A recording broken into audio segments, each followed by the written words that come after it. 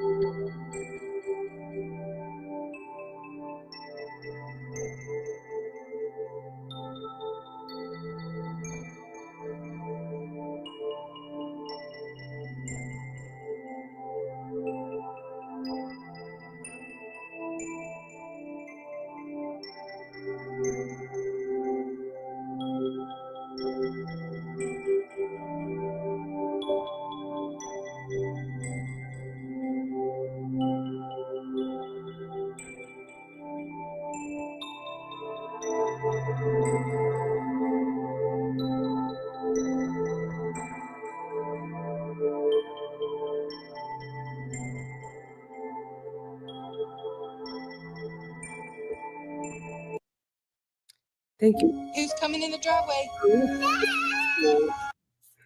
That was funny. All right, so welcome back. I'm really grateful again to just be present and hold this space with everyone this morning. I think I stopped sharing the screen, which is amazing. So today you may be inspired. Today you may be frustrated. I cannot control how you feel today. But what I do hope is that you're inspired to seek and pursue the rapture of happiness in your life, whatever that may look like today. Now, for those of you who are waking up, who may be Christian, let me say, as a former deacon and pastor, if you are left behind, you are not a sinner. Okay? Do not fall for the propaganda that, oh my God, we just woke up. I must have sinned. Oh my God. Like, let me tell you something, as someone who grew up on those Left Behind books, um, I just want to keep it real with y'all. Everything's okay. This is all of us being human and having a human experience. So I am Maisha T. Hill. I am the curator of Heal Your Way Forward and Check Your Privilege, moving into mindfulness, teaching, somatic reclamation, and embodiment, and reclaiming our nervous system, reclaiming who we are before all this technology. It's beautiful, and also has become detrimental. I'm a copper-colored indigenous Black woman settled on Southern Paiute land, which is home of the Las Vegas tribe and Mawapa Band tribe of Southern Paiutes. So before we just jump into this, let's First, my friend Dr. Linda Renee reminds us the importance of defining things. So there's a couple of definitions that I want to share because number one, the first word that I shared was rapture, and the second word that I shared was happiness. So let's look up the definition and the etymology of rapture. So, hey sis, thank you for being here this morning. Is that Opyemi? Dr. Parham. I would prefer to say Dr. Parham. Thank you. Please correct me in the chat here on Substack. So, first, if you're on Substack, you're not going to see the slides that I'm sharing, and that's okay. So, when we look at the definition of rapture as a noun, right, there are several iterations of it. So, it can be a state or condition or fit of intense delight or enthusiasm. So that's one version of rapture from the year 1594. Another version of the rapture is an expression of such ecstatic feeling in words, music, and the instance of rhapsody. That is our second definition. 1B and 1C is a transport of mind, mental exhaustion or absorption, ecstasy, delight, or joy. 1D in the Oxford Dictionary of Rapture, a state of passion, um, a strong fit of attack, um, a state of euphoria. So the action or act, we're not going to go to number two. We're just going to stick to number one. So when I'm saying rapture, everyone, I am describing rapture from the Oxford English Dictionary as a state or condition of delight and enthusiasm. So words have meanings. And what happens is we get caught up in words and we don't think of the etymology of the words and we don't think of the meaning of the word. So even when we look up the etymology of the word, um, we got to be very mindful when we look it up, right? It could mean, like even looking at what it means here, um, rap, whoa, very intense. So words have meaning, and we're never like really looking at the deep meaning of the words that we use and the impact it has. So when everyone was saying the rapture is today, I went to the dictionary because as someone who understands the propaganda that is used against us as people when it comes to the idea of rapture in Christianity, I was like, I am not going to wake up and be like, oh my God, I'm a sinner. I was left behind, after brainwashing myself for thinking that for many years. So, what if rapture was the state to call you into something different? What if rapture, in this sense, in this lifetime, is maybe it's the pursuit of joy? Okay, so then let's look at the definition of happiness. So, we've looked at the definition of rapture. Let's look up the definition of happiness. So, happiness, the quality or condition of being happy, good fortune or good luck in life, generally in a particular affair, success, prosperity, an instance or cause of good fortune. The state of pleasurable contentment of the mind, deep pleasure and contentment with one's circumstances, an instance or source of pleasure or content. And I'm pretty sure for many people who are listening to me or watching the replay, you're like, what? How can I have a rapture or happiness? Because do you not see genocide and all of this other stuff happening in the world? We're going to get there. Stay with me. So that's what happiness is. And so when I was working on my notes for today, I really wanted today to really be about the rapture of happiness. Because if you woke up today and you think you're a sinner, you're not. We're going to use the term rapture in its definition of joy, the pursuit of joy. And then when we think about happiness, we're going to be like, what does happiness actually mean? And this book by Tina Turner is definitely transforming my relationship with the word happiness and calling presence into my life and calling presence into the lives of the others. I think right now there's so much happening in the world, and my form of self-care is reading. And to this book, I've had this book for a very long time, and I was a slow starter, but now I'm kind of eating it up in a way. So this is Happiness Becomes You by Tina Turner. And let's read a little bit from the text here. First, I want to share a couple of quotes that she has in here from this morning. It says, couple quotes. The need for change bulldozed a road down the center of my mind. That's by Maya Angelou. Above all, be the heroine of your life and not the victim. That's Nora Ephron. And if you don't like the world you're walking, start paving another one. And that's by Dolly Parton. So she has quoted several people in this chapter, and this reading is for chapter 4. And chapter 4 talks about standing up for your life and how important it is to stand up for your life. And so in this particular section, I wanted to read this because it hit me this morning. It says that when you are upset, it's easy to blame others.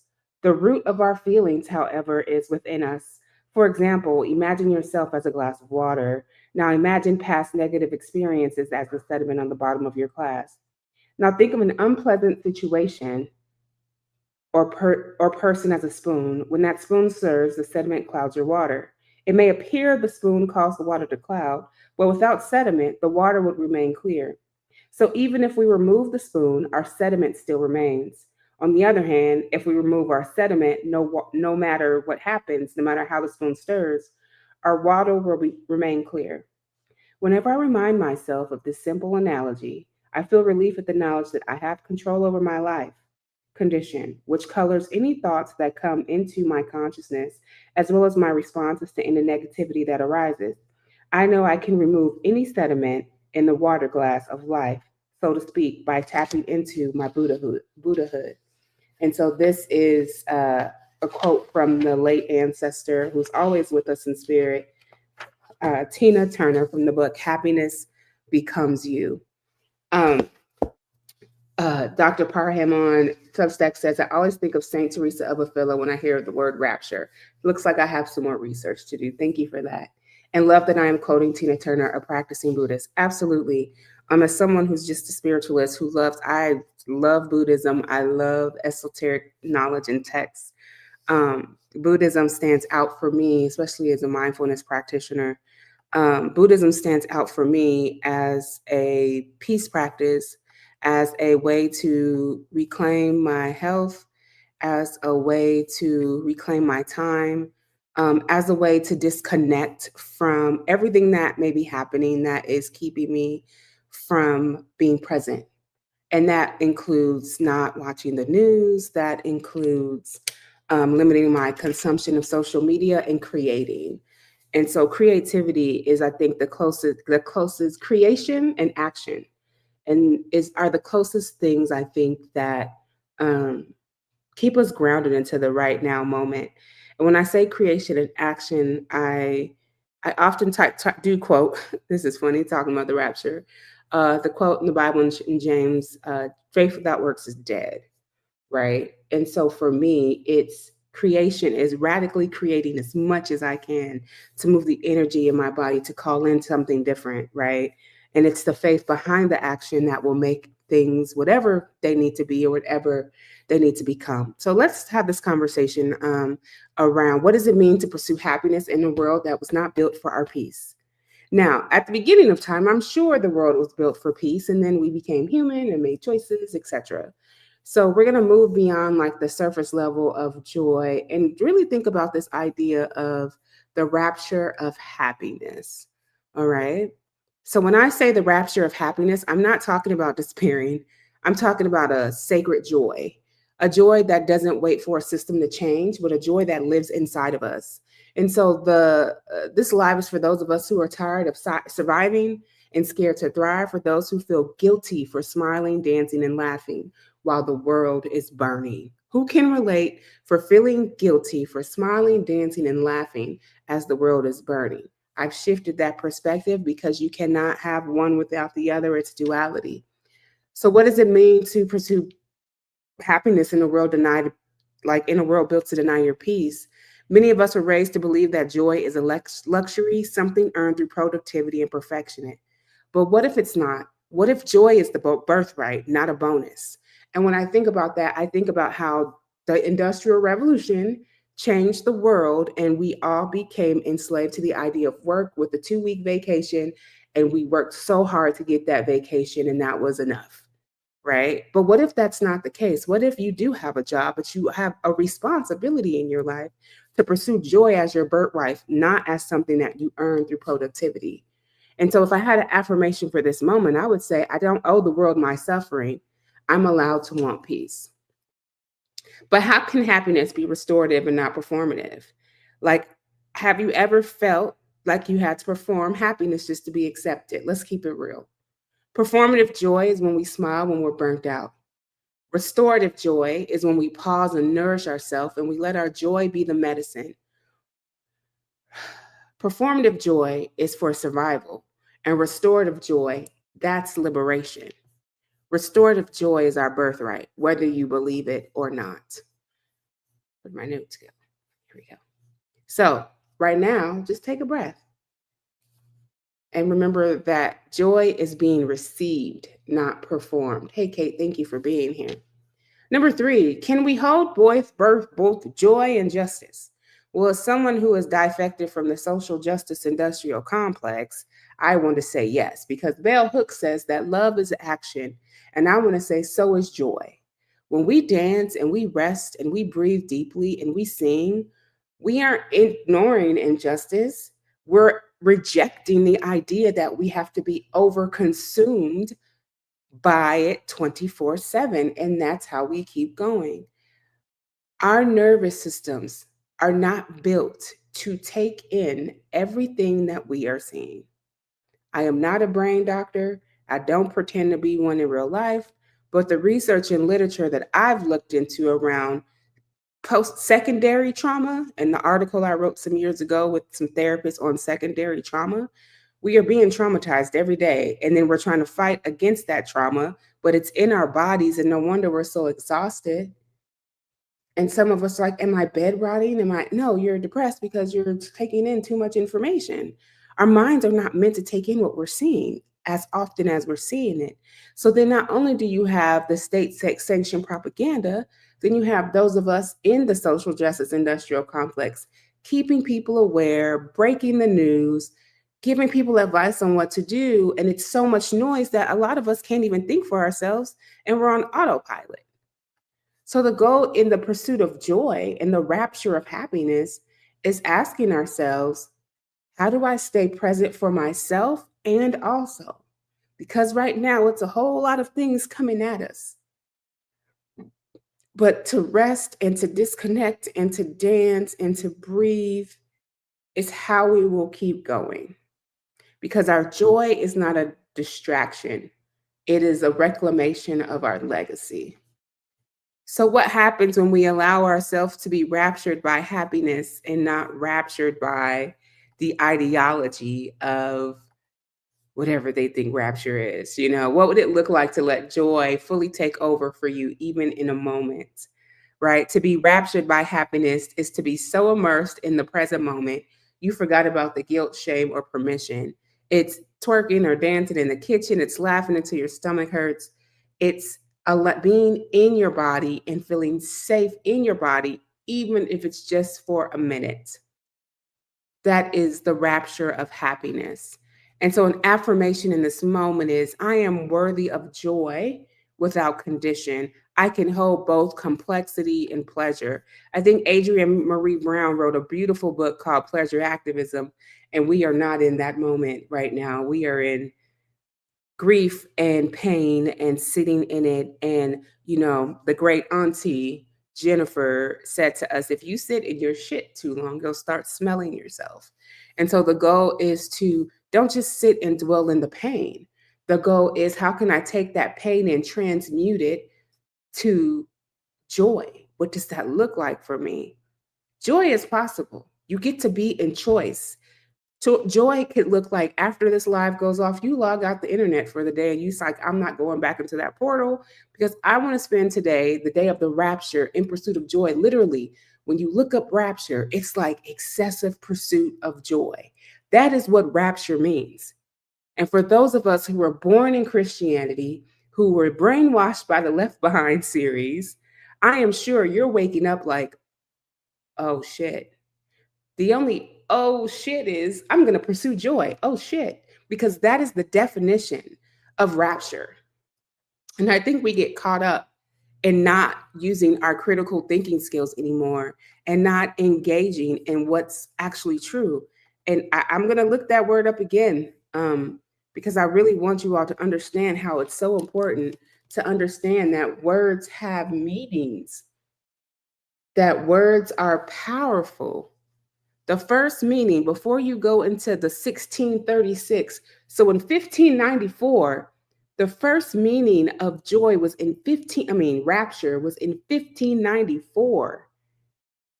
And it's an exceeding rapture of delight and deep search of knowledge that maketh men mindfully endure extremes. Like, go to the Oxford Dictionary today and put in the word rapture so you can find out what this word means for yourself. Words mean things, and words have the power that you put behind it.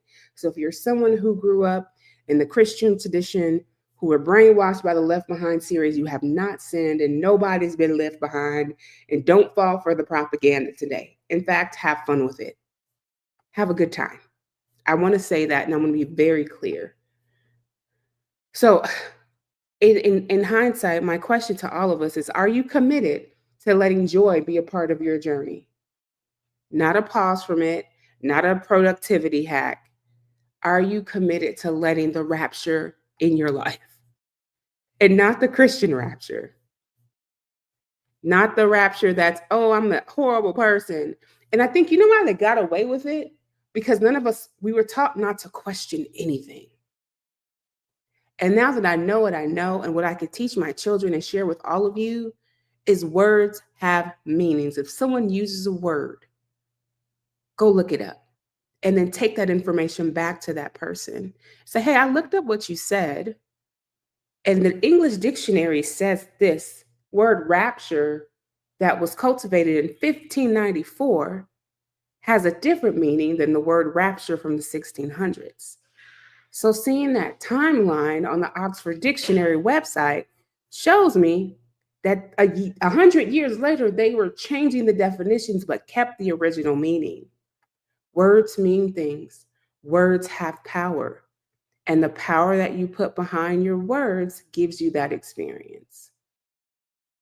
So how will you find your rapture today? What does that look like? In a world full of suffering, how do you reclaim your peace? Not as a productivity hack, but as something that you deserve, without praying to a higher power or source, unless that's your belief system. You can believe what you can believe, and that's okay. I'm not here to change your mind. So today, I want us to all know that we can reclaim the rapture of happiness. You can have joy without guilt, and you can let rest and laughter be a part of your resistance. So for me yesterday, that was a big part of my resistance. I said, I'm no longer showing up in ways that don't make me happy, that don't help me pursue joy unapologetically. That's the season that we're in. I'm going to read a couple of comments from Substack, so just give me a second. We have Dr. Parham sharing. I am a spiritual being who speaks fluent 12-step recovery, several Christian dialects, Christian mysticism, Unitarian Universalist, UCC, and a charismatic Catholicism, some Jewish renewal philosophy, and I'm cultivating being a witch, woman in tune with conscious healing. Oh, I like that. I'm a healing artist and an artist. Healing, yes, healing through cultivation of enjoyment. Preach. Thank you so much. Even enjoyment has the word joy. And the old me would be like, I can't enjoy anything. Do you not see that people are suffering? I'm not. That version of me is outdated. I have a new operating system. Yes, people are suffering.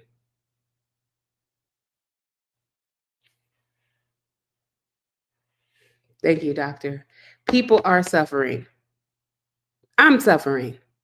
I'm going through so much suffering that y'all would probably be like, and you still show up? I can't dwell on the suffering. Even the Buddha said suffering is a part of life. So I love the story of the Buddha, how the Buddha went out and he was born wealthy, was born rich, I believe was a prince. I'm still learning, but left the palace and saw the suffering of the world and began the journey into something different.